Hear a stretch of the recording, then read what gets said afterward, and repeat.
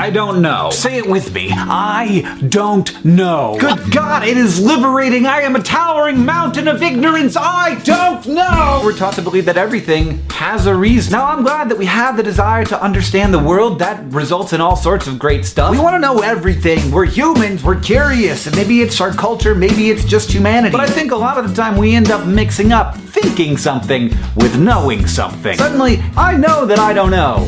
But somehow everyone else seems to know. They all know differently from each other, but they all seem to know. What I'm saying is nobody's opinions are correct in the world. And yet it's impossible not to tie your opinions to your concept of self. And often people tie those things so closely together that they begin defending their guesses as if they're defending their very lives. In a way, they are. This is why it can be so impossible to talk about certain topics with certain people. They've tied those suppositions to themselves so tightly with knots of narrative and constructed reality and values that there's just no untying it. And maybe unsurprisingly, in those situations, the best course of action is just to be friends. The world as we perceive it, as we've built it inside of ourselves, is a lie that we tell to ourselves, not out of deception, but out of necessity. We simply cannot understand the world as it is, and so we construct. But sometimes I just have to tell myself the thing that is definitely true, the truest thing I can say, which is that I don't know.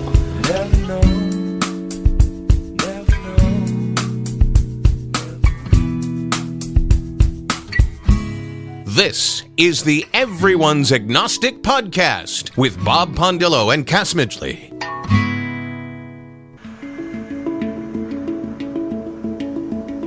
Welcome, everyone, to episode 180 of the Everyone's Agnostic Podcast. I'm Cass Midgley. Today, we bring you two guests. One is a follow-up interview with former guest of the show on episode 108, Marie. But before that, Dave Warnock and I talk with Mark Russell about his book, God is Disappointed in You.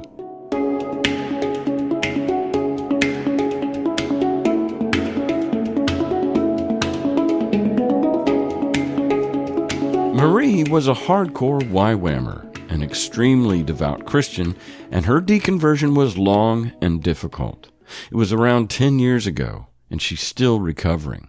Her deconversion came about because she started asking why certain things were true. She's an extremely inquisitive individual. Well, if you keep asking why we do things, and you let that same question veer out into other aspects of your life, you're liable to find some social norms that are just not that grounded in logic, but rather tradition or even fear, or just deeply ingrained social patterns. My talk with Marie is primarily about her and her husband's exploration into what she calls ethical non-monogamy, also known as polyamory. She's extremely honest and transparent and cusses like a sailor. This is a good talk. But before Marie, we're going to feature Mark Russell. He's the author of the comedic, slightly sardonic book about the Bible titled God is Disappointed in You. He also writes the comic book series Prez and The Flintstones for DC Comics. I start with a presentation Mark gives at Comicon where he summarizes the entire Bible, Alpha to Omega, in 15 minutes. He's in front of a live audience and he uses PowerPoint, so some of the humor is lost on us here in this audio medium, but it's still a lot of fun. Then Dave Warnock and I interview Mark in Portland via Skype for about 30 minutes. And then after that, we get into Marie's open marriage. My beloved co-host Bob Pondillo was not involved in either of these interviews, but he's back next week for an interview with Corinna Nicolau, who's kind of the opposite of our typical guest. She was raised completely secular, but wondered what she was missing out on and set out to search for meaning in the top 4 world religions. Her experience is expressed in her book, A Nun's Story, as in N-O-N-E-S, searching for meaning inside Christianity, Judaism, Buddhism, and Islam. That's next week's episode. But before we get into our conversations today, I don't have a long monologue this week because last week's was a doozy, but I want to talk about compartmentalization and love. Compartmentalization is a subconscious psychological defense mechanism used for the purpose of avoiding cognitive dissonance, or the mental discomfort and anxiety caused by a person having conflicting values, cognitions, emotions, beliefs, etc. I'm going to borrow some of the thoughts I found in an article called The Good, the Bad, and the Ugly of a Man's Ability to Compartmentalize. It's on a blog called SGM, for Single Black Male. I'm also going to talk about compartmentalization in the context of Christianity and how people raised in Christianity have some highly developed compartmentalization skills. One of the purposes that religion serves is to help people not think about scary things, to compartmentalize those thoughts. Death being the most daunting thought known to humankind, Christianity creates a narrative that literally enables a person to say, "Death, where is your sting?" Everlasting life, immortality, done. Christians also have to compartmentalize eternal torture of their fellow humans. Those who concede that they believe in a literal hell have to compartmentalize that entire concept in order to not spend every minute of every day running around warning people. After all, that's what a good moral person would do if they were conscious of its reality. This is why hellfire preachers on the street are good people. They're deceived, but at least they're acting on those deceptions. They are loving us, as are the Westboro Baptist people. They just aren't as good at compartmentalizing as mainstream Christians are. I think it was Penn Jillette who said, "How much do you have to hate someone to believe everlasting life is possible and not tell them that?" Unquote. Eternal bliss and eternal torment hang in the balance. If compartmentalization requires some mental maneuvering, imagine how much mental contorting is going on in the brain of one of your loved ones who believe in eternal life, knowing you're going to get the bad end of it, and they have to sit through lunch with you. It's no wonder these relationships are broken when we deconvert. It's just too much for our believing friends and family to deal with. They may even take photos of you down in the house, because just seeing you makes their hearts and minds wince in pain. Okay, now some completely secular thoughts on compartmentalization. The good, the bad, and the ugly. It's a good thing to use for work environments. Say, for example, you're going through something difficult in your personal life. You would do well to compartmentalize that stuff as you walk into work. It's just not the place for it. If you're a car salesman, you need to be upbeat, positive, energetic in order to sell cars. If your personal life sucks, you better figure out how to flip that switch. In fact, we all know that if you're unable to gather your composure, in other words, that thing you should be compartmentalizing is just too big for your mind to fit into that compartment, then you should stay at home. The inverse of this is also true. If work is stressing you out, you should not take that out on your partner and or children or friends. Compartmentalize that shit. It stinks. It really comes down to knowing the appropriate time and place for things. Which brings us to some ways in which compartmentalization can be a bad thing.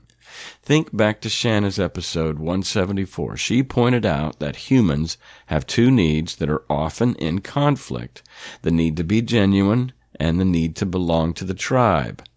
If forced to choose between the two, survivors will always choose the tribe, even if it means sacrificing their authenticity. They're forced to compartmentalize their true self and put on whatever mask or persona they know will keep their fellow tribespeople accepting them in the tribe. This is where compartmentalization is utilized to make you into a disingenuous person. If you do this long enough, you can forget who you are. Your true self is miles and years in your rearview mirror. And if and when you ever decide to get real, it can feel like a long way back. However, it's really not. It's hard to believe, but you can begin being true, genuine, honest, and authentic at the drop of a hat. What makes it feel difficult or even impossible is when we try to know ourselves by going inward, by way of introspection, for example. And for more on this, I recommend last week's monologue on episode 179 to better understand this paradox. Anyway, the solution to not having to choose between authenticity and belonging is to find a tribe, a group of friends that accept you just as you are, so that you can be both in the tribe and authentic. In fact, true friends and lovers will know when you're not being authentic, when you're using your car salesman skills on them rather than just letting your hair down. And it's possible that they'll be hurt by your distrust of their open acceptance in the environment they've created to include you. They've created a safe space for you to be true, and you're still putting on airs. That's rough. That's painful for everyone and can ruin otherwise good, healthy relationships. If your compartmentalization habits are on autopilot and you are emotionally unavailable to those who really need you, it's going to put a strain on those relationships. Those habits of hiding form grooves in your brain that can grow deep. Good thing neuroplasticity can change those old habits. Another example of bad compartmentalization is if you're watching TV knowing that you've got a paper due tomorrow and you're really able to enjoy yourself, then you're compartmentalizing. Procrastinating is easy when you put what you're supposed to be doing in a box that you don't have to look at. So there's the good and the bad examples of compartmentalization. The ugly, I'm not going to go into other than just list the two main ones. The ugliest manifestations of toxic compartmentalization are infidelity and sociopathy, and you can probably imagine how that works. In summary, bad compartmentalization is when it's coming from a place of fear. Good compartmentalization is coming from love.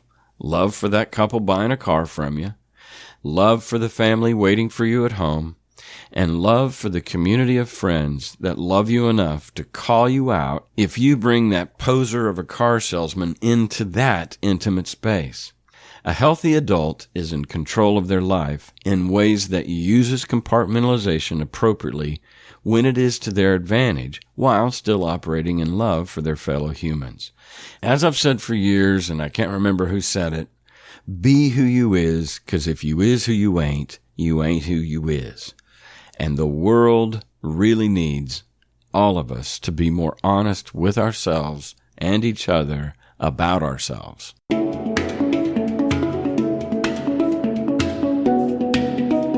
I taped a conversation with Marie back on October 16th, 2017. Dave and I taped a conversation with Mark Russell on November 5th, 2017. We interview people you don't know about a subject that no one wants to talk about. We hope to encourage people in the process of deconstructing their faith and help curb the loneliness that accompanies it. We think the world's a better place when more people live by sight, not by faith. And you can subscribe to our podcast or leave a review wherever you listen to podcasts. Also, you can support us monetarily in two easy ways. You can pledge $1 or more per episode through Patreon. That's patreon.com/EA podcast. Or you can leave a lump sum donation through PayPal at our website, everyone'sagnostic.com. The smallest contribution is greatly appreciated. And I'll just insert here that we're almost up to $100 per episode on the Patreon account. So I'm very grateful for all our Patreon supporters. Our opening monologue is an excerpt from a YouTube by Hank Green titled Towering Mountain of Ignorance. The music behind it is Never Know by Jack Johnson. The segue music on this episode is by Sam Mayer, recorded on a handpan in the New York City subway. Thanks for listening, and be a yes-sayer to what is.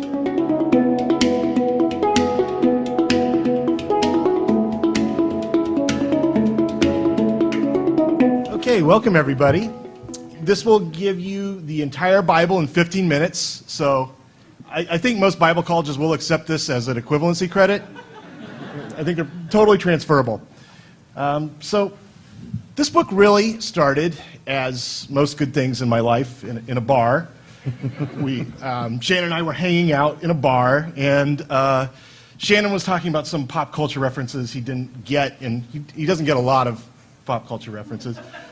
And one of the things he said was, I don't really understand, what's the story of Job? What's the deal with this Job guy? I hear Job everywhere. So I told him the story of Job, and he's like, that's fantastic. You should do every book of the Bible just like that. And we'll have a book And that's kind of was, Shannon kind of provided me with the guiding philosophy of writing this book, and that it's every book of the Bible explained as though I were explaining it to somebody in a bar. Which makes it a lot easier to understand, believe it or not. It's very much clearer than the actual Bible. And I also took a lot of the history and the background, which I don't really think you can understand the Bible unless you know exactly who they were talking to and why they were saying it. It's really hard to decipher if you don't know the historical background between each book of the Bible. And I tried to sort of infuse that organically into the books of the Bible that I wrote here. Okay, so here it is, the entire Bible in 15 minutes, which is, as you probably know, the greatest selling book of all time. Presidents are sworn in on them. What you probably didn't know is that most of the books of the Bible were actually written centuries after the events they describe. The author is basically using the characters and stories they'd grown up with in order to make them relevant for their own times. So, in essence, the Bible is basically a lot of fan fiction.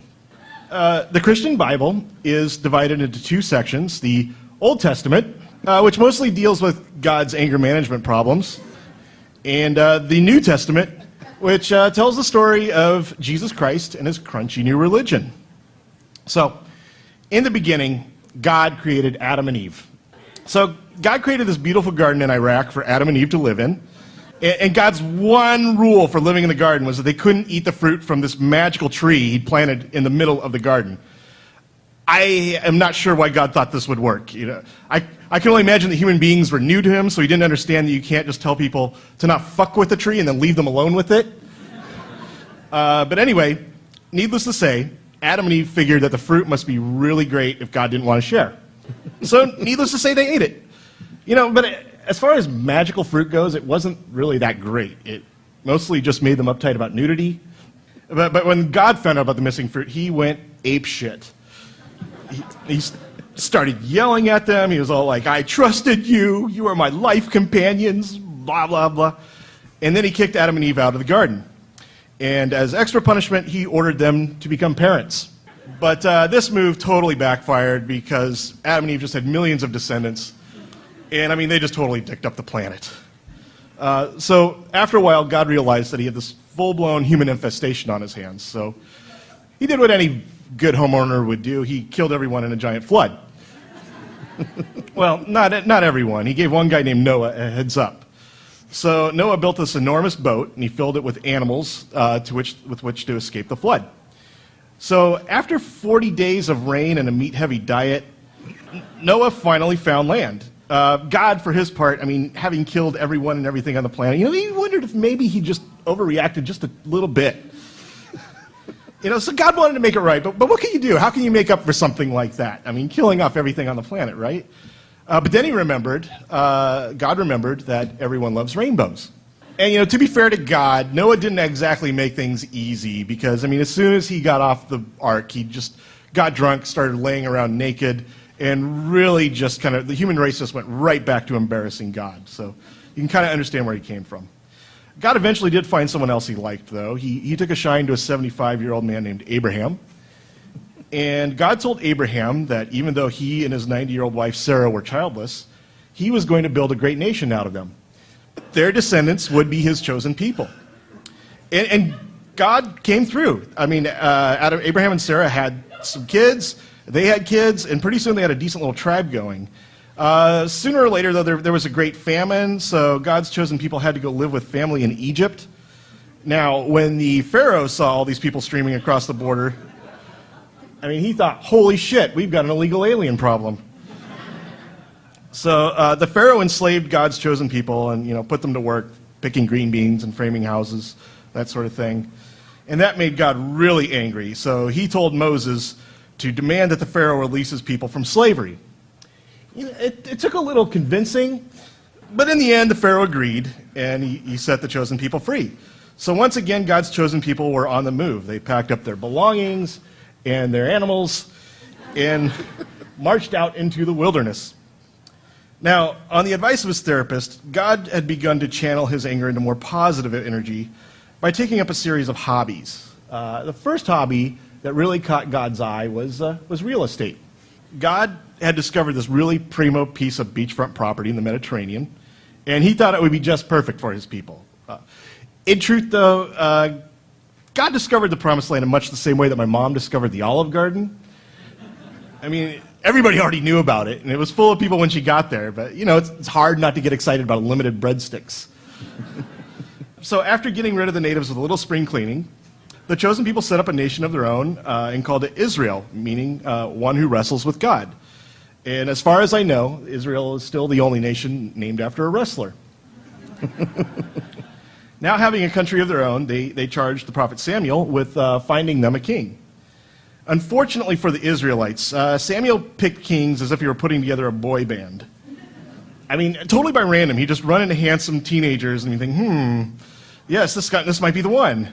So one day Samuel came across this really good-looking teenager named Saul, who was out looking for some lost donkeys, and said, yeah, good enough. And that's how Saul became the king of Israel. Seriously. By the way, not the best way to pick a head of state. I mean, Saul didn't even find the donkeys he was looking for, so totally unqualified. So needless to say, Saul was something of a disaster, so Samuel had to go look for a new king. The next guy he picked to join Menudo was a 12-year-old named David, whom he found out jamming on his harp, playing for his sheep in the field. Now, unlike Saul, everyone loved David. He slayed giants, he won battles, he was a terrific dancer. About the only person David wasn't popular with was Saul. Saul was still king after all, and he wasn't about to hand his crown over to the harp player, so he tried to have David killed.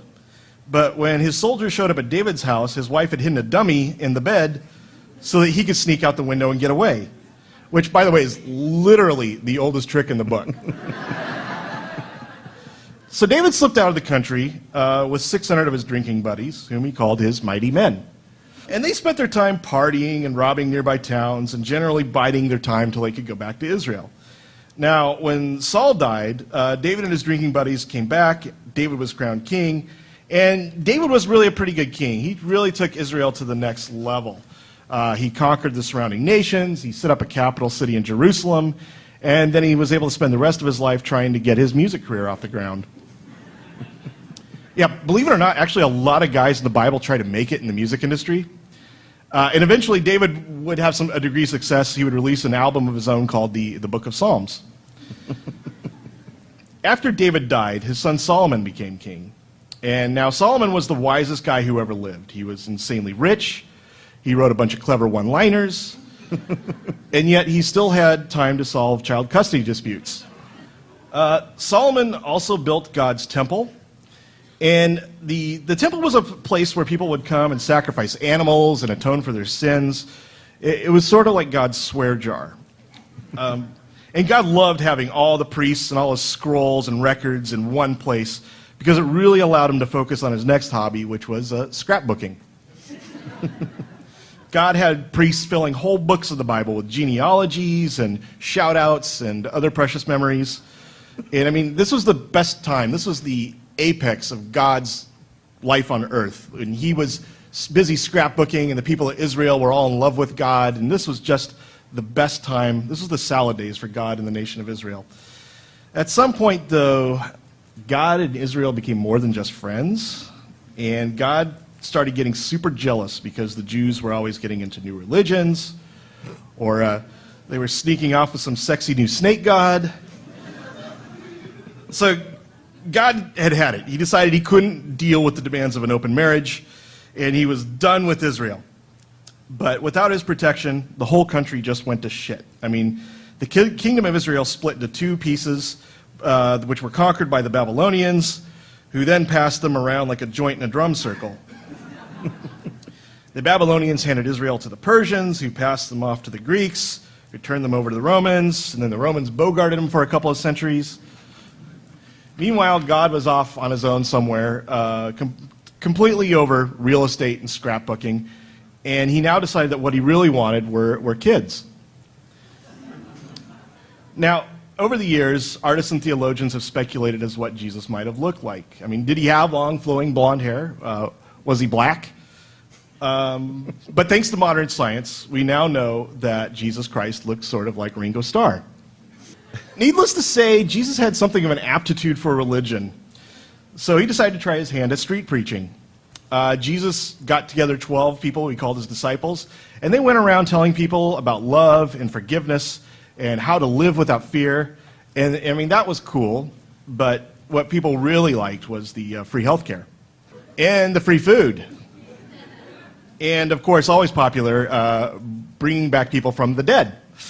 Everyone seemed to love Jesus, except for the Roman overlords and the ruling class in Israel, who didn't care too much for Jesus or his magic tricks, so they killed him. Yeah, very sad. It is. It's okay. But apparently, it never occurred to them that you can't kill someone who can raise the dead. So Jesus just came back from the dead, and he told the disciples he'd be back very soon, and that when he came back, he'd bring God back with them, and God would rule the earth. So, excited by this news, the disciples went out for a hearty breakfast, and then they immediately went out to annoy the world with the good news. And that's how Christianity was born. At first, they would tell people that you had to become a Jew in order to believe in Jesus, that Judaism was sort of a gateway religion. But this created a huge drag on recruitment for obvious reasons. Luckily, a guy named Paul came along who decided that people did not need to get circumcised in order to become Christians. And if you ask me, that's really the moment at which Christianity took off as a world religion. Despite what anyone might tell you, Christian civilization is not based on the sanctity of marriage. It's really based on the sanctity of dicks.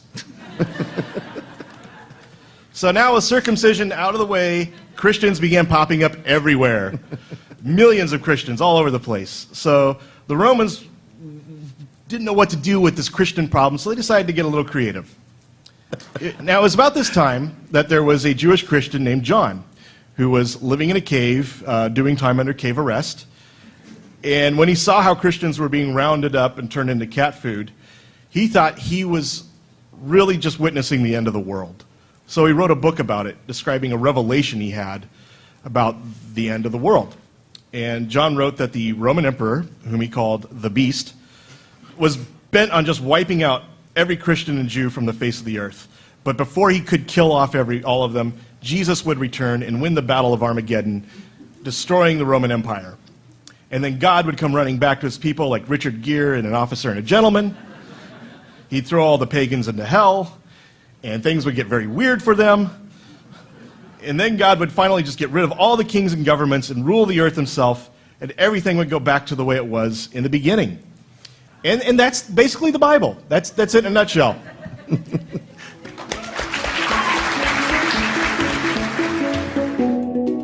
So that was the live taping of Mark Russell on stage at Comicon giving a presentation of the Bible. Now here's Dave Warnock and I talking to Mark Russell.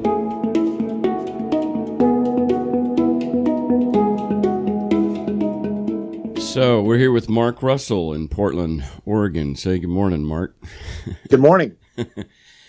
It's 2 hours earlier there, so... And we just did the daylight savings thing. Why are we still doing this? Yeah, that's a good question. I mean, I like that we move forward an hour because then we get that extra hour of daylight in the evening when we can use it. Yeah. I don't like falling back because then it's like create an extra hour of daylight at 6 o'clock in the morning when nobody's awake to use it. Yeah, here it gets dark before 5 p.m., which is very depressing. Yeah. Same here. It's like in winter, it'll get dark at 4 o'clock. Yeah. So people who have to go to work at like 8 and they get off at 5, they don't have any daylight. Right. I don't know why they call it daylight savings. It's more like daylight stealing. Yeah. I think Arizona totally ignores it, right? I mean, some parts of the country do. Well, anyway, we've got a story that we want to unpack for how we met you, so to speak, or how we got connected to your book, and I'm going to let Dave tell that story.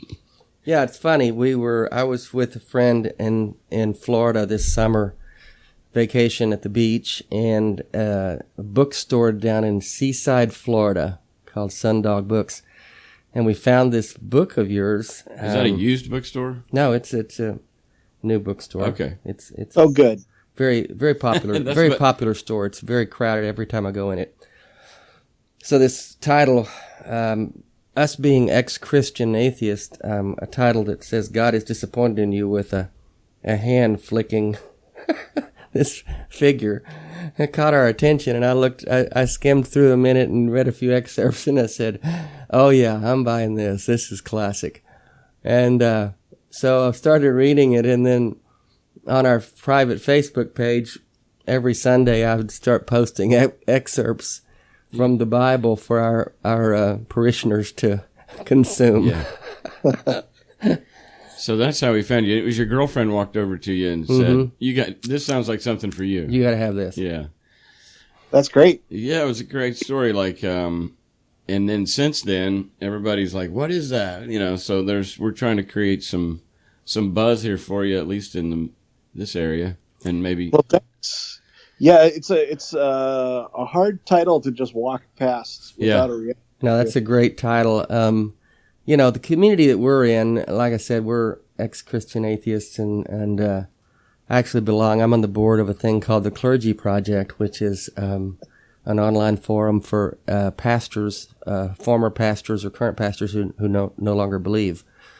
And I read a portion of it at the end of a board meeting a few weeks ago, and I said, hey, I want to end with a little bit from the Bible, and everybody goes, what? What do you want? And I started reading it, and everybody was falling out of their chairs. So we appreciate the humor you brought into our lives. Well, thanks. Yeah, it was a lot of fun to write. When we started working on it, I imagined it was going to be a quick and easy project, and it ended up taking me 3 years just because I didn't realize how much research it was going to take to actually understand the Bible. Mm-hmm. I was curious about that. Yeah, so we want to go back and get your story as far as, were you ever religious? Did you have a childhood faith? Oh, yes. I was brought up in a fundamentalist evangelical Christian home. I knew it. Yeah. Well, you're one of us then, because that's what Dave and I were too. Mm-hmm. Dave wasn't raised in that home, but he took it on as a teenager and then became a pastor. I'm an ex-pastor, and so this is where our community is a little bit unique, Mark, in that we're not just atheists. We're ex-Christians, and we didn't just lose our faith. We scraped it out of our bones with knives and steel. Yeah, it's really hard if you're raised in the faith to leave it, because it's like, in a way, belonging to a cult, because everyone you know is in the faith. Everyone you value, your self-esteem is tied to it. Your relatives judge you based upon you being in the faith. So it's not something you do lightly when you decide to leave, when you decide to lose your faith. It's oftentimes riddled with trauma and all kinds of pain. A lot of people we know in our community are not even out to many of their family members. They're closet atheists, and they have to live a double life, and it's a horrible, horrible way to live. Well, and I think also you at some point you realize you're being dishonest with yourself. Exactly. For me, that was kind of my story. It was like I was in the church and going through the motions for probably about 2 years before, I just admitted to myself that I don't really believe this. Mm-hmm. It wasn't so much me losing my faith, but just admitting that I'd lost it somewhere years before. Yeah. Yeah, we hear words. Duplicitous was a word that a guest used yesterday that I was taping, and then disingenuous. And it's hard to keep that dishonest, compartmentalized. Well, it's not really compartmentalized, but it is quarantined to where I'm a certain person with some people, and I'm my real self with my real friends, and that's tragic, Yeah, and I think that there's a certain element of dishonesty in all of our social interactions that, people tend to believe whatever will make family picnics the easiest, right. Or they tend to believe what is least likely to jeopardize their promotion. Yeah. At least publicly. Yeah. We all create the social lubricant that makes it easy for us to interact with the people that are around us, despite the ways they might be different. So in some ways, I mean, that's just sort of part of being a human being. But something as central to your being and central to who you are is your professed faith. Yeah. It's hard to be dishonest about that, or to at least not tell people the truth in hopes that they'll continue believing you're like them, without feeling like a fraud to yourself. Yeah. There it is. In a nutshell, the quagmire. So unpack that a bit, if you would, Mark. You know, you were raised a fundamentalist evangelical Christian. What particular flavor? Were you Baptist, Church of Christ? We were Pentecostals. Oh, you were all the way in. You're one of us. You are one of us. Yeah. We were like one step away from snake handlers. Whoa. Okay. Is your family still in that? Well, to various degrees. My mom, yes. My brothers and sisters, you know, they've kind of moved on to more liberal, sort of intellectual forms of Christianity, Mm-hmm. which I can appreciate. And I don't have of religion-based faith myself, but I don't really hold it against those who do, right, if that's what fills the hole inside their heart. And I recognize that, you know, everybody's got a different shaped hole inside them, and so we use different things to fill that hole. My wish is that they will just accept that there are people who don't need Mm-hmm. gods or supernatural religions to fill that hole. We fill it with things, and to expand the possibilities of things out there they might use to fill the hole that makes them feel incomplete and like they don't have a place in the universe. And that the important thing is that you find whatever matches your particular incomplete the best. Yeah. And that's compassion. That's giving people, cutting people the... And be tolerant of other people's ideas, yeah. Yeah. Because I think a lot of times people don't believe something because they actually think it's true. They believe it because they need it to be true. Exactly. They want it to be true. Yeah, and I understand that. You know, it's not that they're stupid or that they're ignorant so much as that they need something they're not getting from within. Mm-hmm.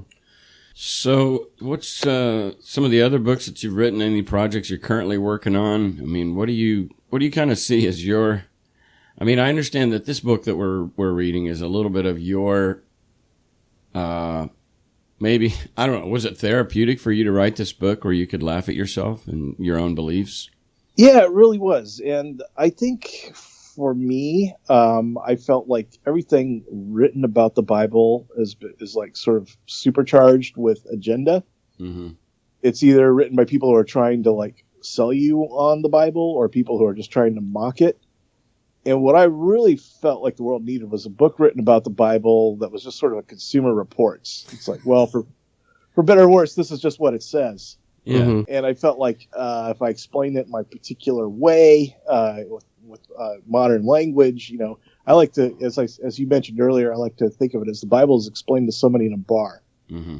Nobody's being pressured to believe it or disbelieve it. It's just like, well, this is what it says. Now do with that what you will. Yeah, do a little King James, do with it thou what thou wilst. Yes. And I just love the little excerpts as you're unpacking what's actually the content of each book. You have your little humorous asides that make it where I'll just be reading along and all of a sudden I'm spitting out my coffee.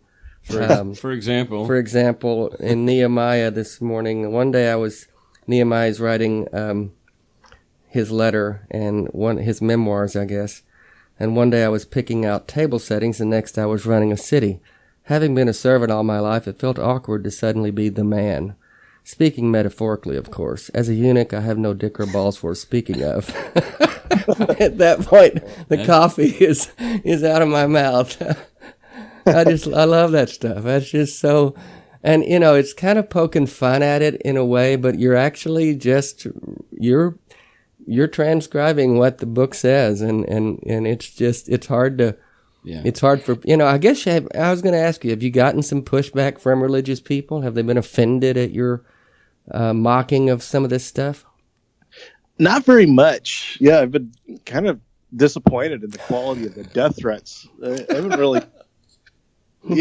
No, for the most part, I think they understand what I'm trying to do, even though they might object to the profanity or they object to the language I use sometimes. They understand that I'm just trying to be honest about what the Bible says. And frankly, there's nothing I say in the book that's more profane than the things that are actually in the Bible. Well, that's the truth. Yeah. And there's a part in Jeremiah where I wrote, or no, actually it's Ezekiel, where he's criticizing the people of Israel that they're seduced by any foreign god. And he says they will follow any foreign god who's hung like a donkey and comes like a horse. Yeah. And my editor initially said, no, you can't put that in there. And when I showed him the verse, like I was quoting it verbatim almost. Like this is actually what it says. And so there's one footnote in the entire book, and it's at that verse. It's a little asterisk. Then like it gives you the address for the verse at the bottom. So if you think I've crossed the line and I've gone too far, you can actually look it up. And see that it says virtually the exact same thing. You know, when you're signing a yearbook, or sometimes you're signing your name, and people would put a scripture as their, you know, like a reference, you know, and I would use that one as my reference, just knowing that they would never look it up. You know? Yeah. I saw someone with a tattoo of the Bible verse in Leviticus, the one that commands people not to get tattoos. Yeah, that's great. Well, I think the other one that's funny is that guy that has one on his arm, and because that verse about not to get tattoos is literally like 2 verses away from the Leviticus, sexuality. Yeah, the condemnation of homosexuality. Yeah, and that he's, you know, putting a tattoo on. So, well, he's a great example of exactly how not to use the Bible. Yeah, people use the Bible as like almost like a game of Magic the Gathering. Yeah. I've got a verse that will say what I want it to, so I'm going to play it when I can. Yeah. Realize the Bible was written, you know, over a course of like 500 years by like 66 different authors. Right. Individual verses that say pretty much whatever you want them to. Yeah. And that counteract other verses earlier on. Really, the Bible comes to life when you read a book as a whole, when you read the author's entire work. It'd be like me trying to like make a point by giving you one line from Harry Potter. You know, it doesn't really tell you anything about Harry Potter or what happens in a Harry Potter book. If I just give you one line, it just is useful to me to make a point.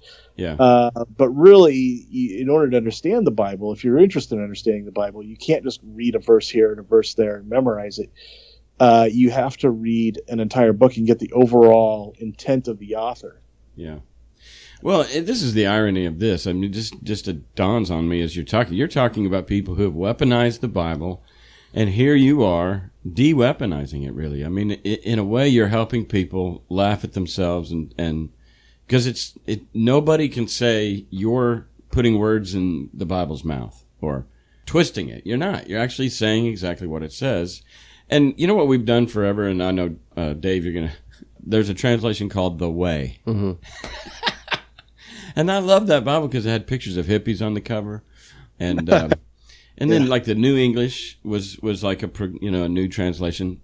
Peterson's the Living Bible was a big one back in the Living 80s. Bible. Yeah. So people have been trying, make the Bible more accessible for hundreds and thousands of years. Oh yeah, that was what the Reformation was based on. Yeah. Like printing the Bible in German and English. It's like why would you make it accessible to the rabble? Yeah. Mm-hmm. This was something I learned in Bible college, that the Vulgate, is what they would call the Bible that he was trying to get out, because it was in vulgar language. Right. It wasn't in Latin. Well, for years, Catholics didn't even read the Bible in English. They read it in Latin, so the people wouldn't know what they were saying, and they would have to come to them for understanding what God wanted. Yeah. Yeah. I mean, there's It's still a control masses. thing. It's a control thing. To this day, there's still masses that are read in Latin. Right. Yeah. So growing up Pentecostal, then you, as were Cass and I, you were under the idea that the Bible is the literal Word of God, and it's inspired in its totality, and God basically transcribed it to authors down through the years. Is that kind of what you were taught? Yeah, that's exactly what we were taught. Yeah. That it's sort of the owner's manual for life on earth. Exactly. Yeah. 100% the literal truth. And I think that's one reason why, early on in life, when I realized that couldn't possibly be true, I kind of dismissed the Bible as just being sort of silly or just sort of outdated. How old were you when that started happening in your mind? About 16. Oh, okay. So, How old are you now? 46. All right. So you don't have, and I can tell in your voice, because I think what you were about to say was, you don't have any angst towards it. No, in a lot of ways, that's what the therapy part of writing this book was that it rehabilitated my relationship with the Bible. In this, that like it's not the Word of God. It's not this literal translation of divinity to human beings. What it is ultimately more profound than that. It's 66 different authors struggling to find out what it is the universe wants from them. Yeah. That's right. That's To it. me, that's much more meaningful. Yeah.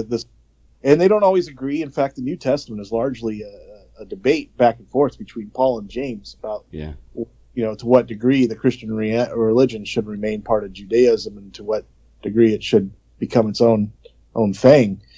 And the fact that they disagree and contradict each other doesn't mean that the Bible's stupid or worthless.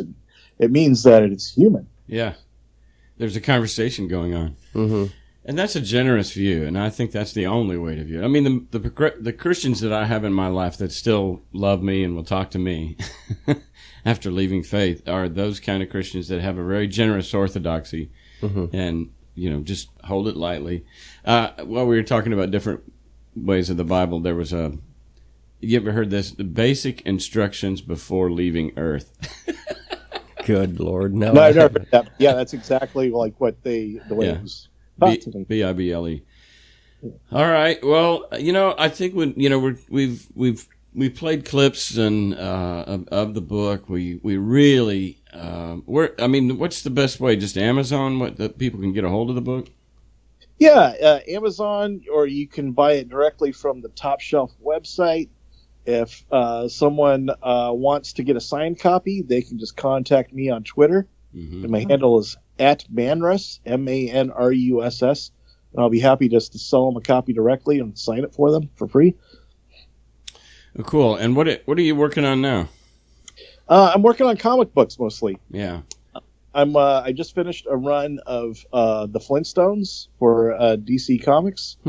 Which I've sort of turned into my critique of civilization and where it all went wrong.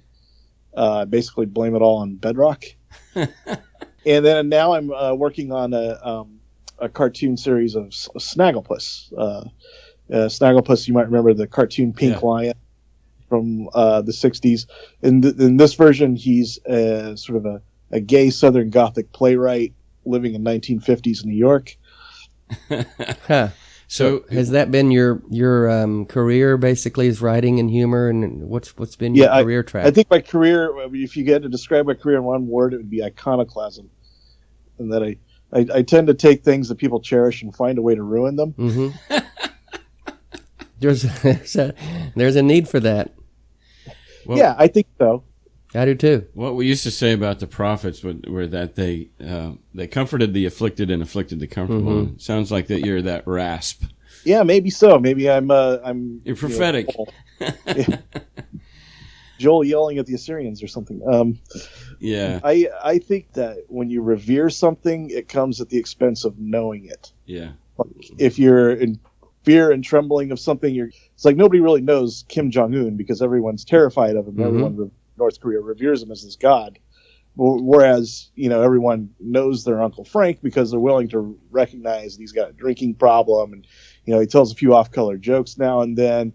You'll still love Uncle Frank, but you can love him because you know what's wrong with him, and that's kind of the relationship I wanted people to have with the Bible, not one of fear and trembling, but one. Well, that's my Uncle Frank. Oh my gosh, that's beautiful. That's good. Yeah, I like that.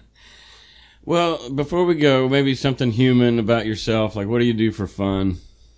Well, I live here in Portland, so there's a lot of stuff going on. Usually, I like to go out and have some beers and watch a movie, or I write short 10-minute plays for the play festivals around here. So, there's a lot of indoor stuff because it rains a lot. My theory is that the quality of a place's writers is inversely proportional to the quality of the weather. Wow. Like the worse the weather is, the better the literature will probably be because people are inside. How long have you lived out there? Well, I've lived in Oregon all my life, but I've been in Portland for about 25 years. Oh, really? Okay, so long enough to call it home, basically. Yes. Yeah, I've heard it's a great city. I've never been there, but the weather is a challenge there in Seattle, I guess, huh? Yeah, it's. I mean, I like it. This is all I've ever known. I see. It doesn't bother me at all. But yeah, you tend to stay inside for like 6 months and 7 months a year. Well, Mark, last night, it's a little fresh on my mind because the reason I ended up staying up late last night is I was just struck by a movie that I saw last night. And I love movies that make me think long afterwards. I'm just contemplative. Yeah. Oh, those are my favorites too. I want to recommend, if you haven't already seen it, it's called The Florida Project. with Willem Dafoe, and it's about children, impoverished children, living in hotels just a stone's throw, basically, from Disney World. Wow. So you have this contrast of wealth, and A Tale of Two Cities, and I'll be honest with you, it is long and slow and banal at times, but I think the intent of the director there is that the banality and the redundancy of day in and day out of these impoverished children, and the redemptive, or at least the thing that keeps it from being just a completely depressing film, is these kids are so clueless to how bad their lives are. They are having a blast. Yeah, nobody who lives in a dystopia realizes they're living in a dystopia. Yeah. So anyway, and it has an ending. I've been to a lot of movies where, well, not a lot. That's my point. Is I've been to very few movies where at the end, I like to look at the reaction of the people. And I think the movie Traffic had such a tragic ending, and it was such a roller coaster of a movie that the people were just stunned. And I watched them be stunned because I'm a voyeur in that sense. But this movie has an ending that, like, it lulls you to sleep, and then this ending comes on like gangbusters. Everything changes. Like the camera angle, it just, and the music goes so loud, and then they just go blank. They go to black.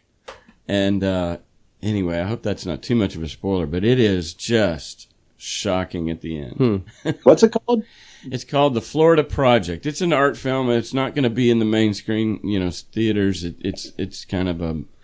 Portland probably has what Nashville has. We have a little iconic theater that shows the off the radar movies and we got a few of those. High art kind of things, Independent and films. that's where you'll find it, is a place like that. The Florida Project. So anyway, I recommend that. I will check it out. It sounds great. I think it got like 96 on Rotten Tomatoes, which I'm starting to not trust Rotten Tomatoes. They gave Thor 96, I think. I don't know. God. And they don't know how to rate comedy. Anyway, that's on another front. Yeah, I think the Rotten Tomatoes score is more about how well it matched people's expectations going in than it is about actually how good it was. Yeah. Do you tour doing any comedy shows or anything? Is that part of your repertoire? I don't really do comedy shows. I do Comicons. Like I'll go to Comicons and do some signing and usually do a panel. I have a PowerPoint show where I do the entire Bible in like 10 or 15 minutes. I think Cass saw that on YouTube, yeah. I'm gonna look that up, I do that sometimes. Yeah. But I don't really do any comedy shows or anything beyond that. Yeah, comedy is I don't know. I don't want to put too much gravitas on it. It's a great buffer. It's going to save the world. Comedy is our savior. You need a way to talk to people about the serious things and to criticize them with a way that doesn't attack them. Yeah. In a way that allows them to like laugh at it. It lowers the defenses, yeah. Exactly. That sort of lowers the stakes enough that they can examine themselves and examine their beliefs. And that's what comedy and science fiction do. They allow people to examine themselves without like losing their self-esteem. Well, on that note, we need to invite our listeners to invite comedy into their heart. And tonight, let's just put on some music, Dave, and let's invite the people to invite comedy into their heart. That this is the night that you're going to get saved. You're going to get saved by comedy. His evangelism took over. I don't know what had. Yeah. Sometimes that takes over. I don't know. Well, Mark, really appreciate your time, and we love the book. We're going to put up a link to the Amazon and to the publisher site where they can get it, and we're going to tag your Twitter or whatever we can do to spread the love. Awesome. Yeah, appreciate your time. Good Thank talking you so to you, much. Mark. A lot of fun. Yeah.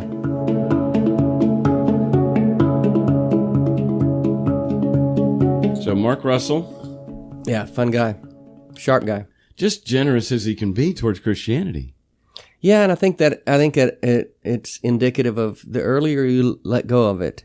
Yeah, he was 16. Yeah, the easier it is for you to look at it from afar and say, "Oh, isn't that cute?" Well, it's like somebody who catches cancer at 16 rather than 40. Right. You look at it and say, "Yeah, it's kind of a weird thing I believe when I was little, but it didn't hurt me. No harm done. It didn't hurt me too bad." Right. That's pretty much his position. Yeah, but honestly, I find it refreshing. Oh, yeah. I kind of like it when I was like, oh, it gives me permission to be nice to my Christian friends. Well, and he said it, and we've said it before too. There's the toxic and the non-toxic types of Christianity, and the ones that are non-toxic, that are benign, and we have no problem with them. Believe what you want. If you want to believe there's a God there helping you get through the day, then that's fine. But, don't impose that on others.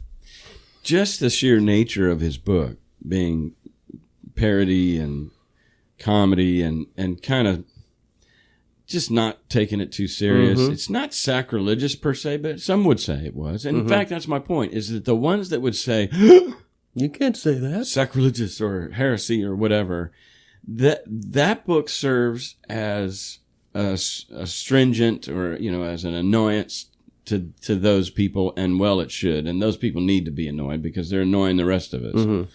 But to the people that maybe still are Christians, and yet they hold it on loosely, and they would read that and be able to laugh at themselves. Yeah, hopefully. So it oils the wheels of progressive Christianity and good people, and it hurts the people that deserve to be hurt because it's self-imposed. You know what I'm saying? Yeah, if you're holding that tightly to it and you're that wound up about it, then it needs that needs to be exposed for what it is. In yourself. Exactly. And if they had any self-awareness, they'd go, notice what I notice. This book is arousing very, mean thoughts into me, in me towards this guy, Mark Russell. I want to choke him.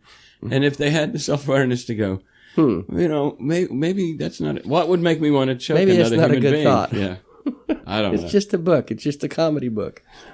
But it's a blast, and it's a daily read. I used to call these toilet books, where you could just set it next to the toilet and read it while you take a dump. Well, as I read it, for me, because I took it so seriously for so long. Well, and it's devastated your life. Yeah, so let's not forget. It rocked everything. So when I read back through it and I see how silly the ideas really are, when you consider that you thought that God was actually orchestrating the events of mankind, and men were doing these things, and God was all involved in it, and God was saying this, and God was doing that, and you look and realize how utterly silly that is. Yeah. To think that now. Yeah. But back then I hung everything on it was true. Yeah. And that's a good point, because I think there might be listeners out there that have left the faith, or maybe it's so recent that they're like, God, I hope I'm doing the right thing. Because if there is a God and if there is a hell, I'm really making a giant mistake here. There's not. Don't worry. Or if they feel alone in their thoughts, like, then they read that book and go, I thought it was horrible when Elisha killed those kids for making fun of his baldness. I thought it was horrible when David celebrated dashing babies on the rocks. I thought Noah's Ark was genocide. And here's a guy who also thought that, and so I'm not so...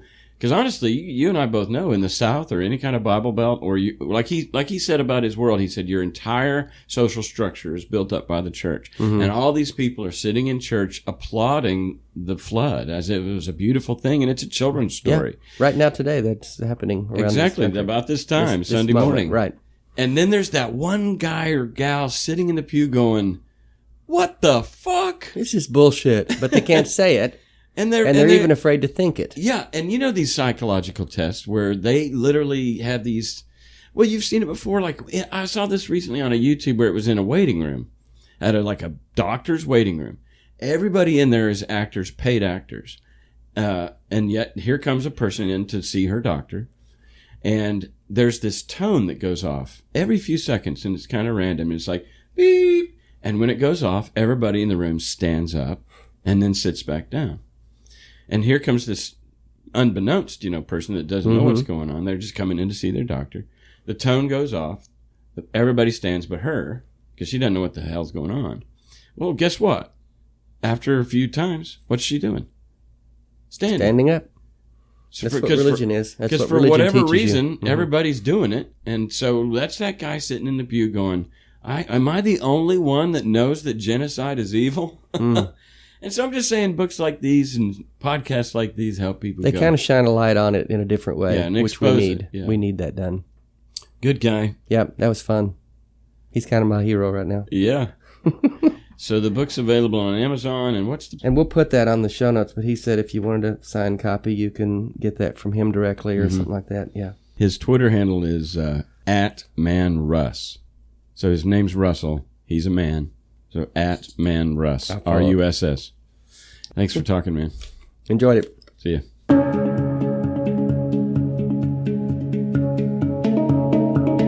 So that's our talk with Mark Russell, and thanks to Dave Warnock for co-hosting that talk.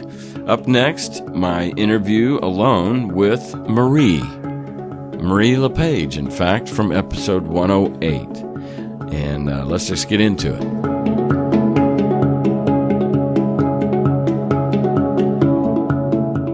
So I'm here with Marie LePage, and we had been talking about doing follow-up interviews with former guests, and back in the summer of 2016, I think it released in July. We recorded it in June, but it was episode 108. Yeah. And honestly, I listened back to it last night, and I remember it now as being one of the best, to this day, it's one of the best episodes in my book ever, because of your transparency. The audio was good. You were quick on your feet. You had really thought this through. And I think one of the things I was struck most about was that your deconversion was like 10, 12 years in the rearview mirror, and yet you were still very much in the throes of working through the trauma and such. Yeah. The point of the follow-up, I guess, was just to say, how now are you doing? And let's just start with the deconversion questions, as far as at the time you were in counseling, or you had been through a lot of counseling, and I remember one of the themes was, that you had severed relationships with a bunch of people from YWAMmer and different things, and then I have since fell in love with this book, The Subtle Art of Not Giving a Fuck, and it sounds like that in that episode we could have written that book, because that was very much a theme, is all out of fucks. Yeah. So I am continuing to do very well. Life is going well. And I also listened to the podcast just today to kind of remember where I last left off with you guys. Yeah, when I listened back to it, I noticed a change in myself. Did you notice any changes in your journey? I didn't notice anything different, just new things that I've been doing. Yeah, and we're going to get to those. I guess you were at the time, like you had tried visiting some local meetup groups that were maybe atheist-based or something, and it didn't really work out for you. But where you are, which is Minnesota, Yep. You feel like you're in community there? You have a good circle of friends? Yeah, I have like a generally pretty good circle of friends, and they're, all people that we've met through like the meetup groups that we used to be a part of but aren't a part of anymore. So we kind of use those groups for what we needed at the time, and stole our friends from those groups, and then promptly left the groups, but then kept the core people that we really connected with. Cool. So we kind of have this haphazard group of friends. Well, and for not only my sake, but for the listeners that may not go back and listen, or may have never listened to 108. But you should. You should. I agree. But remind us how old you are. I'm 35. And you're married. I'm married. Is this your second marriage? This is my second marriage, and we've been together for 7 years. Okay, so that was the same marriage that you were talking about back in 108 that you're still in. Yeah. Yeah. What do you do for a living? I'm an executive assistant. Okay. Well, in what industry? Insurance industry. Okay. All right. Well, I read over your notes, and I'm kind of anxious to get to the new phase of your life that is fascinating to me. And that is your marriage has evolved into an open relationship. That is one term that you could give it. Yep. Okay, we'll talk about that. Since we last talked, I was actively confronting a lot of different fears in my life, and was at a really strong point and was doing really well. And we had been talking at the same time about relationships and kind of the culture that we have here about romance and like just the whole thing around vows where you're committing to love someone for the rest of their life. It just, both my husband and I, ever since we've known each other, we've always thought that was kind of a ridiculous promise to make to someone. Yeah. But that you should be in a relationship as long as it makes sense and that it's healthy. Yeah. And that other person isn't, your better half or doesn't complete you, but it should make you like happy and a better person and that kind of thing. And we were feeling a lot of frustration around the language that's used in our culture about relationship expectations. Especially monogamy, right? It eventually led to that. It kind of started around the time I did the podcast with Daryl Ray and I started working on my sexual repression issues. And then I kind of moved out of that into a healthier space. And in that healthier space, my husband and I were able to start talking about like I would just bring up, oh, wow, like that guy over there, he's kind of hot. And I would just tell my husband because like, why not? Like that's, no threat to him. And why would we pretend that doesn't exist? And why can't he just be happy that I saw something I liked, Yeah. Like, look at that nice car or look at that sunset. It's just, it's observing beauty. But what about my car? Don't you love my car? Yeah, your car's great, but that is a Porsche. Right? That's how silly it sounds. Yeah, that's a good point. Yeah.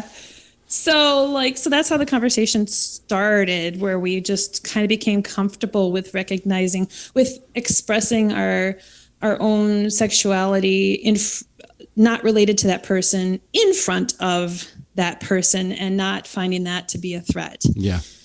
So that's where it started.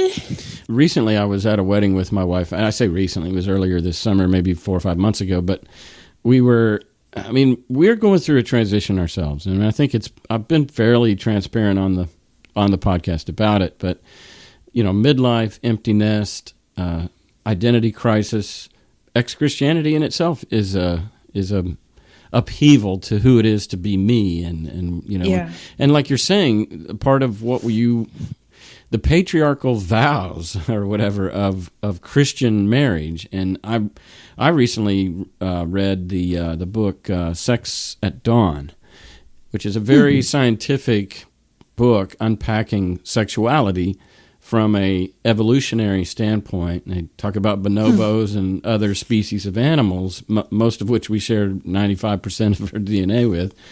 And, some of those species were monogamous, some of them weren't. And and just, how it is a social construct, pretty much. Yeah, so that's where our conversation evolved to. And we have a friend who recently divorced, and after her divorce, she kind of started exploring that herself, and she's what she calls ethically non-monogamous.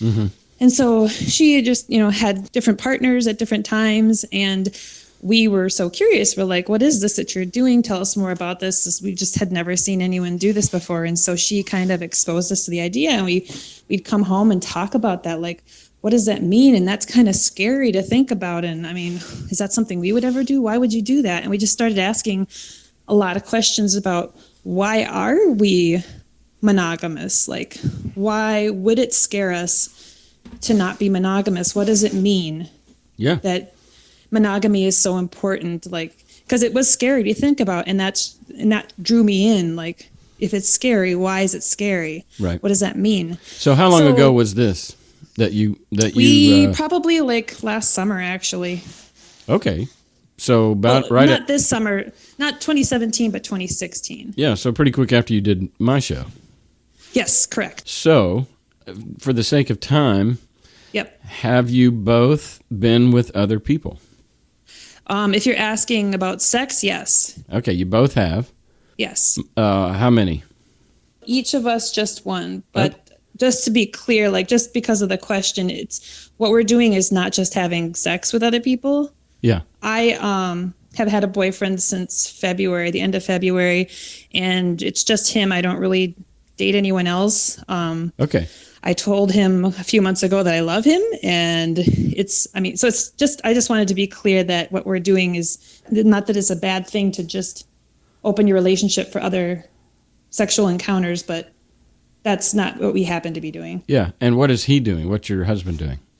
So he is dating one of our friends, actually, and they started dating this summer. Mm-hmm. How'd that make you feel? Well,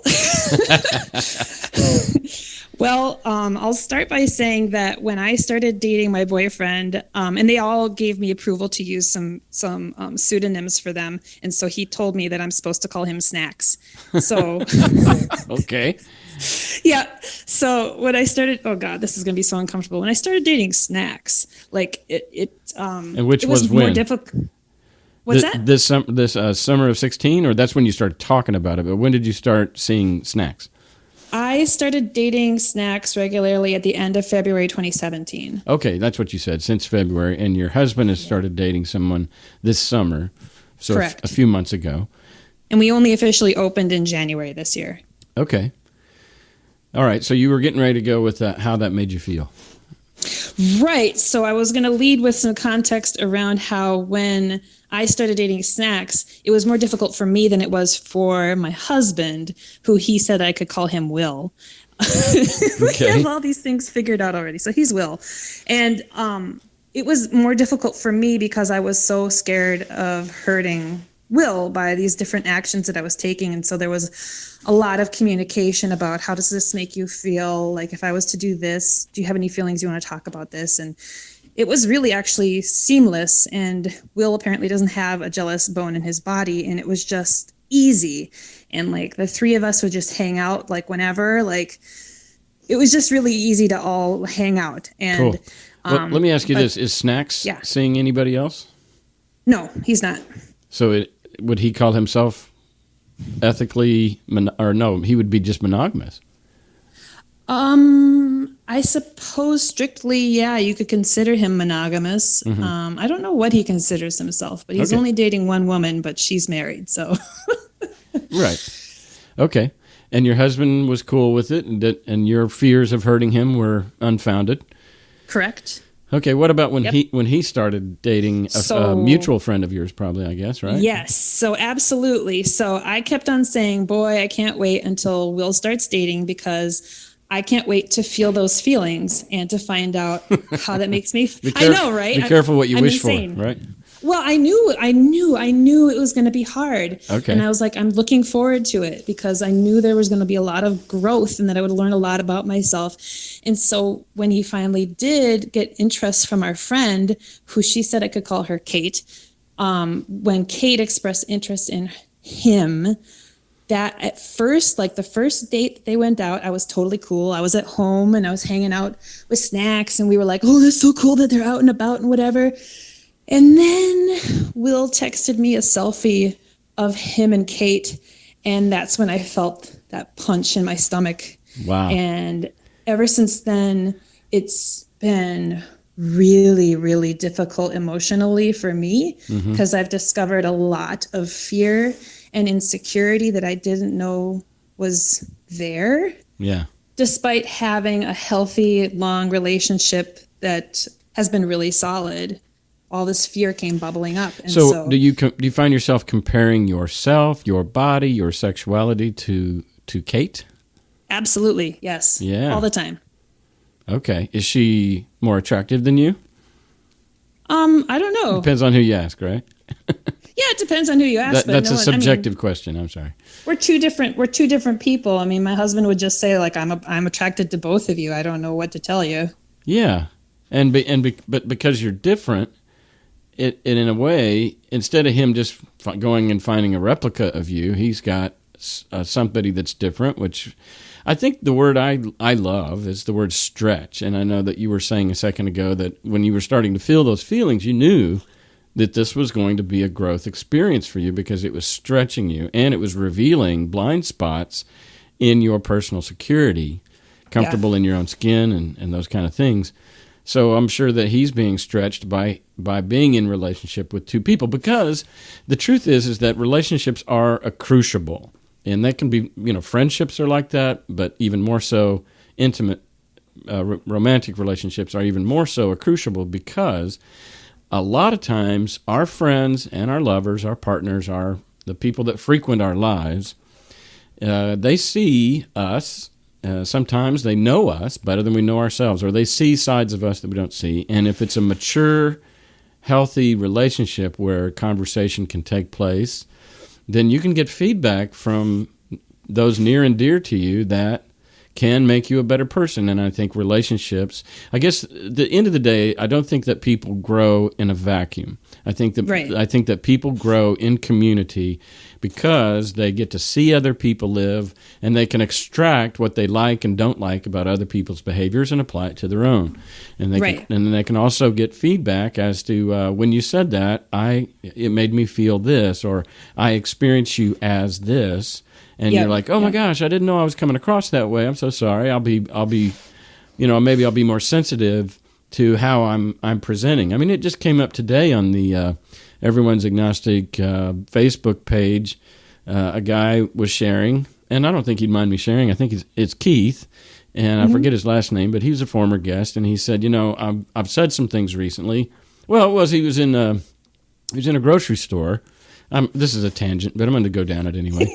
He was in a grocery store, and somebody was, driving their cart or even parking their cart in the middle of the aisle, and he was incensed at their insensitivity. And he said, he made some kind of comment like, people like that should just die, Oh. And, he was being tongue-in-cheek, but his wife made a comment that you're not as loving as you used to be. I wish you were like you used to be, or whatever, back when he was a Christian, when he had more filters on what was said and done and stuff. And so I know that's a big deal, as we lose what Christianity tries to set up is that, you have to keep up the image of Christ. You're an ambassador of Christ. You have to keep up the reputation of being a godly person or whatever. So there's a lot of, straitjacket's a strong word, but there's a lot of restraints that you have on yourself because you feel like you're representing maybe even perfection to some extent. Jesus, be ye holy just as I am holy is a pretty strong standard. Yeah. And so when you start to loosen up, some of the people in our lives are like, I kind of liked it when you were a better person, or at least you were reining in you had a filter on your mouth a little better. And I don't know. I'm just saying that in community. Those people are so flat. Yeah, exactly. Well, it's plastic. It's hollow. I don't like it. But I'm finding the same thing, in my relationships that, anyway, to come full circle, I think that by him being with, Will being with two different women and women that are different, he's being stretched in two different ways. And you're with Will and with Snacks. Yep. And you're being stretched in two different ways. And it really can be, not that this is your intent, but it's a byproduct. It's a wonderful byproduct, is that you can come out a more well-rounded, holistic person. Absolutely. And that's something I didn't expect going into this. Mm-hmm. But like my relationship with Snacks has been hugely helpful just in the, 8 months or so that we've been dating. Like he has a different way of talking to me and working with me and communicating with me and supporting my goals that Will doesn't have, which isn't to say that one is better, one is worse, but they complement each other and together they help me grow even more. And that's, really what I want to do in life. I want to be supported and grow and become more who I am. And it's just been hugely amazing to have him in my life as well as Will, and to have these complementary styles and just ultimately have two men who just love me and accept me for who I am. And if depending on what I'm going through, what I'm feeling, what kind of support I need, I know exactly who to ask. Wow, that's interesting. You would know based on the type of need that you're feeling, which one would be better to go to. That's amazing. Yeah, and they're both just like, neither of them care, like, okay, if you're going to talk to Will or you're going to talk to Snacks about this, it doesn't really matter. They just want to see me supported. Oh, my God. That is so beautiful. I know. Isn't it disgusting? It's just, I love it. Okay, there's this passage in the scripture that says Paul admonishes some church in the Middle East to be all things to all people. And bullshit, right? Yeah. So give me an example of a goal that Snacks has that Will doesn't. a goal or what? You just said they both have different goals. They both have different, they bring something to you. So let me give you an example on my end. So, for example, my wife's a runner, and I'm not a runner. For one thing, my knees are shot from high school basketball. Secondly, I just don't believe in it, and it's just not what I want to do. And I know that it's been a disappointment to her that I'm not only that I'm not more health conscious, but that I'm not, that I can't be a running partner for her. And a part of me wants to say, go find you a running partner, because I can't be all things to all people. Exactly. So give me an example in your world where Snacks and Will meet a different need or that kind of thing.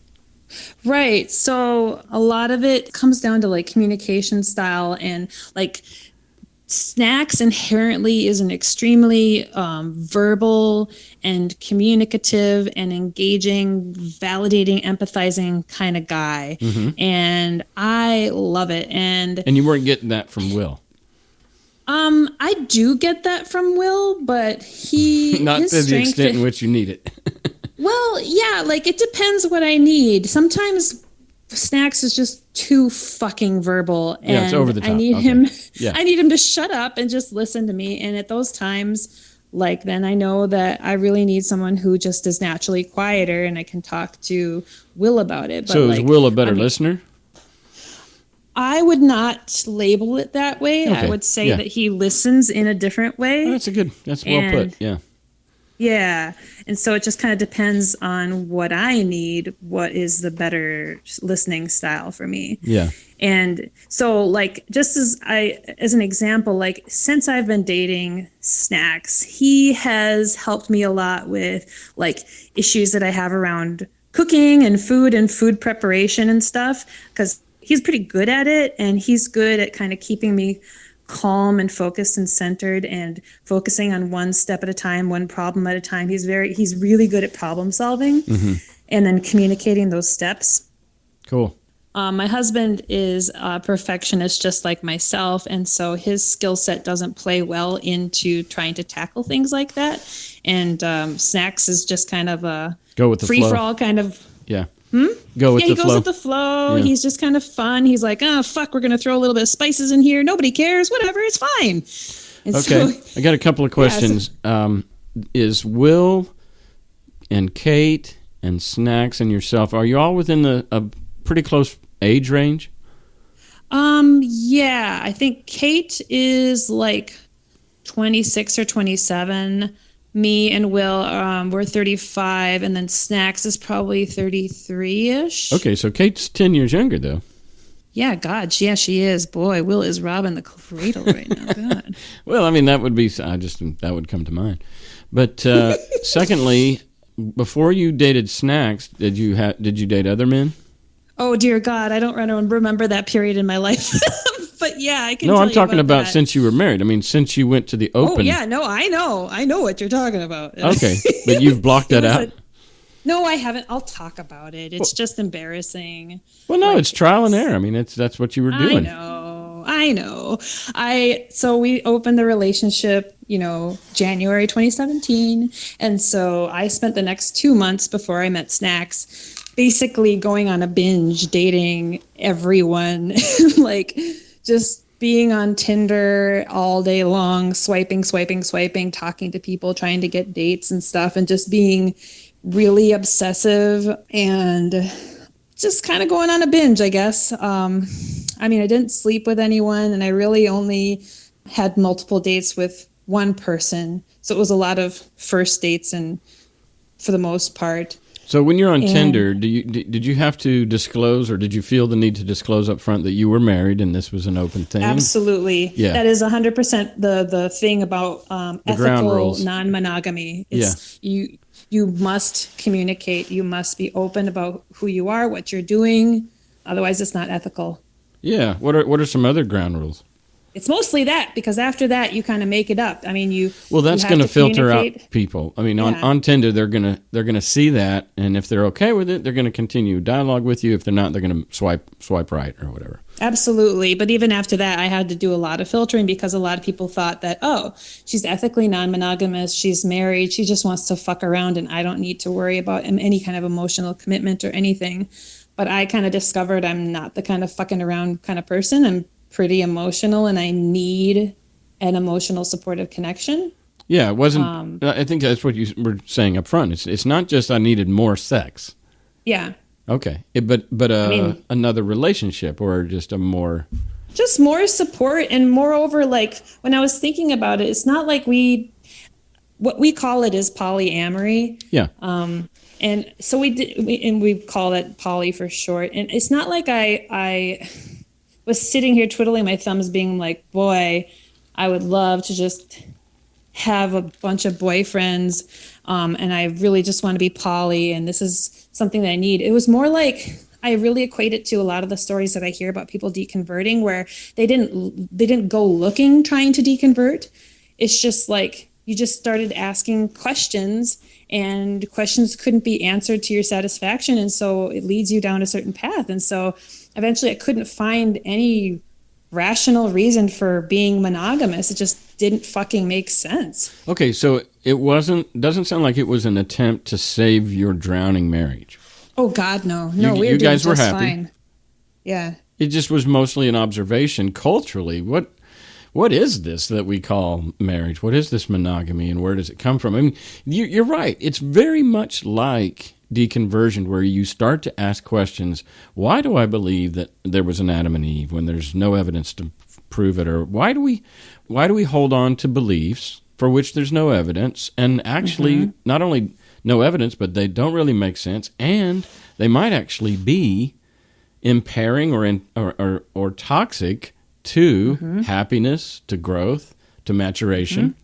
And it just that line of thinking, and you are a questioner. You know that was clear in your first episode that you began questioning. I mean, from a young age. You said on the episode, I think you were, 13, preteen or mid-teen, when you were already asking questions. And so that is where this takes you.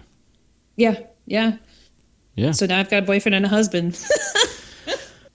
So this woman that you mentioned a bit earlier, that was a friend of yours who recently divorced, and she jumped into Tinder and she got in this world and she became ethically non-monogamous.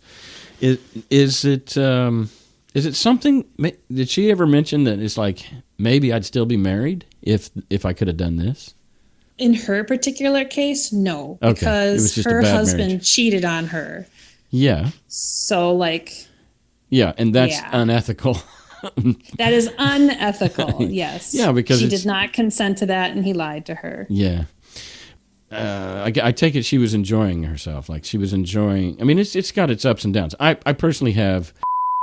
Well, he's in an ethically non-monogamous relationship, and he's divorced. But in the meantime, he's been on Tinder, and there is a bit of a... There's been a bit of an explosion, and maybe in what you were talking about your first 2 months, where he just kind of went ape shit for a while. And he did sleep with several, like dozens of women in a short amount of time. And actually, because he's a good guy, and he's not like he's not one of those guys that just is kind of a male slut or whatever. He really is just a good guy. But these women were all over him.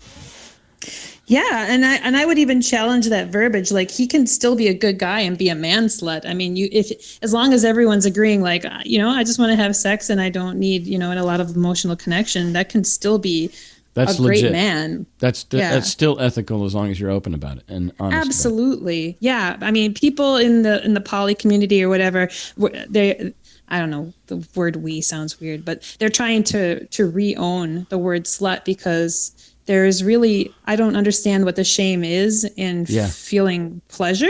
Like, as long as everyone agrees and what's going on. And if both people what they want out of this encounter is recreational sex with very few emotional strings attached, And as long as it's mutually consented and mutually communicated up front, what the hell's wrong with it?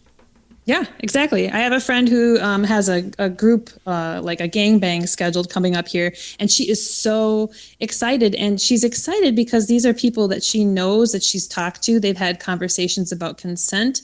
They've had conversations about what's appropriate, what's okay, what's safe.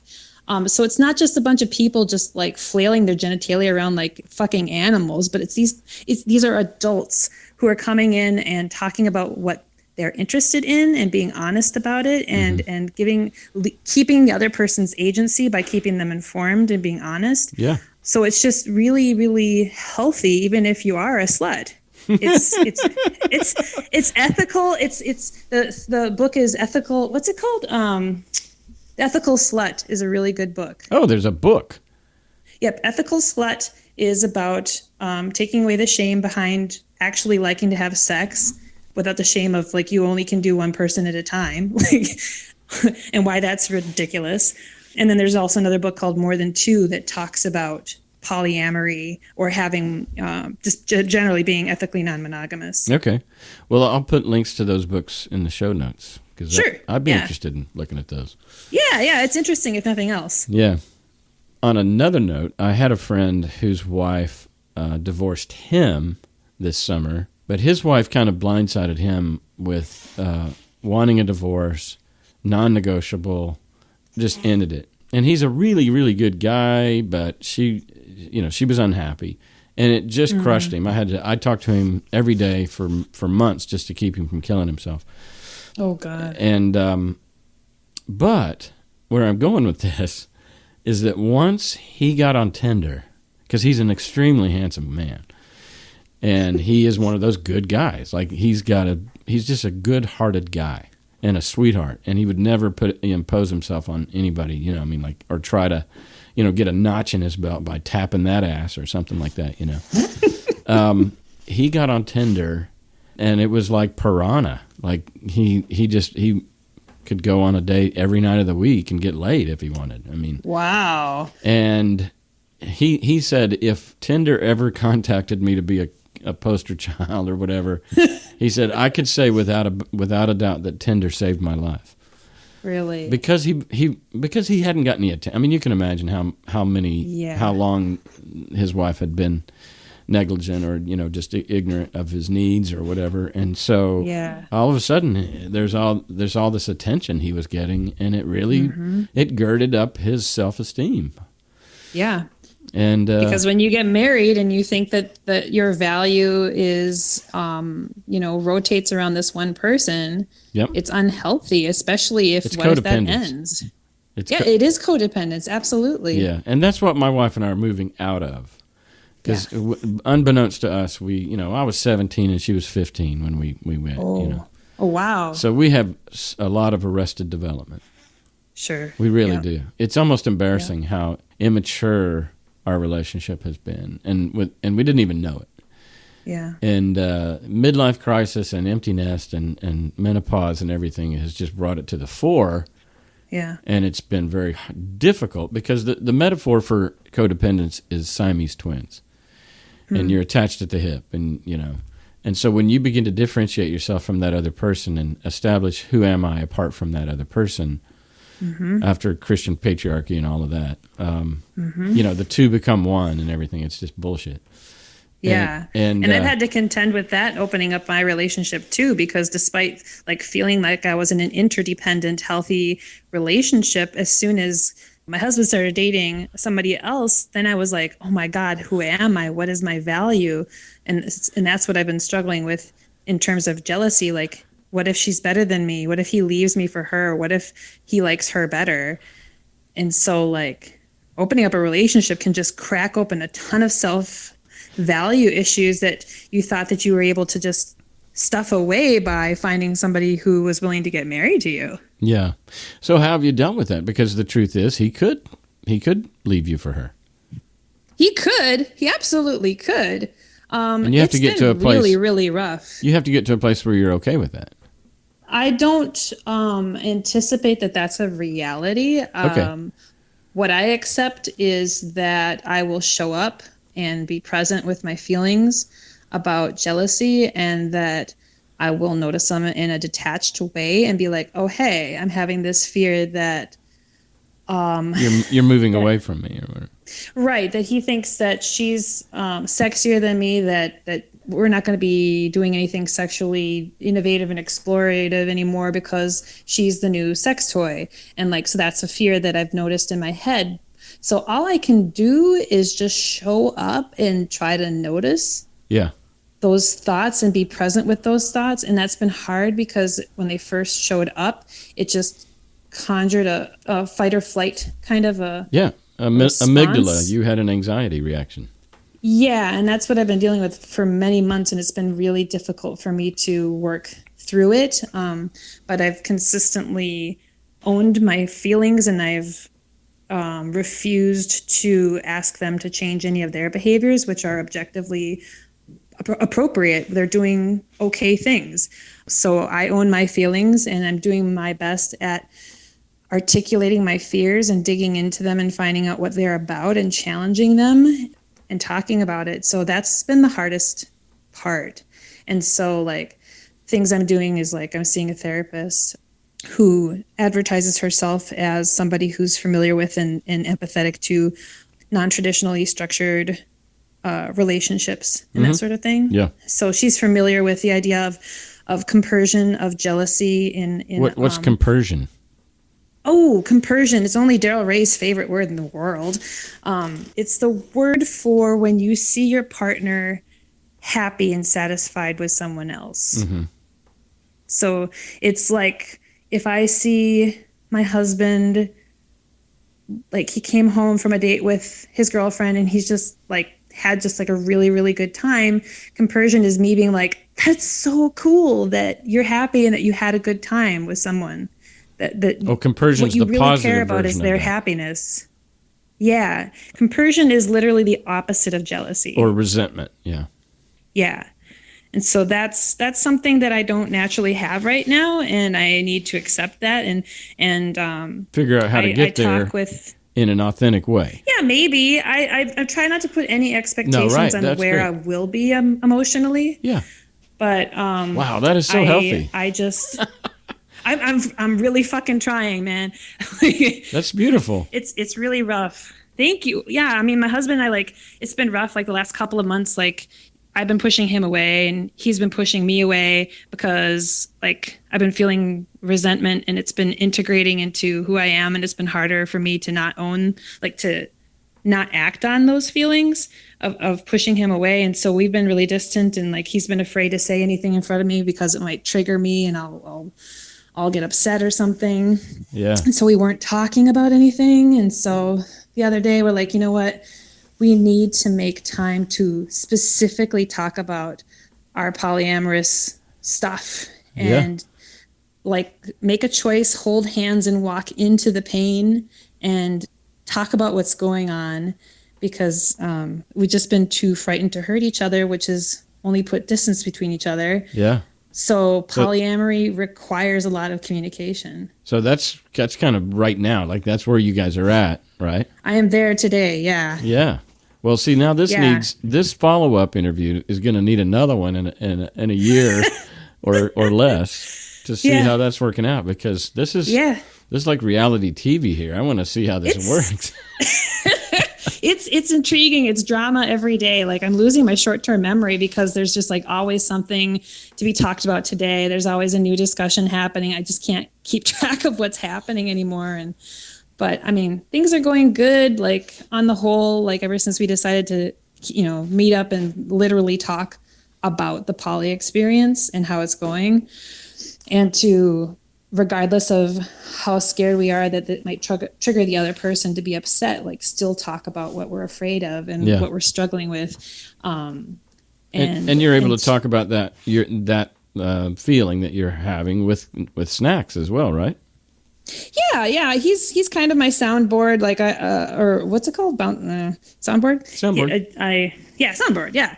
So I'll just tell him what's going on, and my husband's given me consent to communicate with him about our personal issues, and snacks 100% supports our marriage, and and always wants to see us happy and successful and become closer through everything. So it's kind of fantastic. And I mean, the same can be said about my husband's girlfriend. She's really supportive too. And we were already friends before this even started. And so it's put some strain on our friendship, but she continues to be like really open-minded and to hear what my feelings are, even when they're harsh feelings and they're directed against her. Yeah. So she's been more than amazing. Yeah. In reading what I've written about her.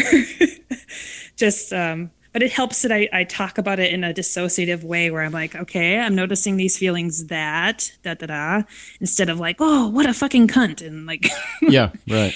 And just getting really pissed off. Well, I think what's clear is the level of maturity that all four of you are having to exercise in order to keep this healthy.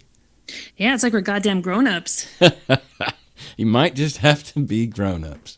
I know. Wow. Yeah, it's not for people who don't like to deal with feelings and talking and having hard conversations, because that is a given. Mm-hmm. But I don't regret it. I really like it. Well, honestly, again, because of that refresher I took last night listening to the show, I love you. I'm encouraged by your existence, your spirit, and your zest for life, and your eagerness to learn is very contagious. And I just really I appreciated you then. I appreciate you now, and I wish you the best. Thank you so much, Cass. That means a lot.